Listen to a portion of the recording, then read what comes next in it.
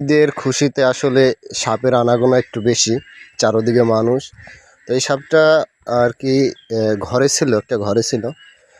কালকে একটা বিশাল বড় দাঁড়াই সাপ আমি বের করছি একটা গর্ত থেকে। আজকের এই সাপটা একটা ঘরে ছিল, এই সাপটাকে আমি একটু উদ্ধার করে নিয়ে আসলাম।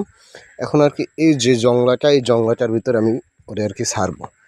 তো তো আরে আসলে এটাকে বলে দুধরাজ। এই যে এটাকে বলে দুধরাজ, কিন্তু ওর বিষ নাই, ওর রাগ বেশি, বিষ নেই। সচরাচর ওরা ইঁদুর খেয়ে থাকে, ওদেরকে না মারাই ভালো। আর তো আমি এটাকে এখানে ছাড়বো এখানে।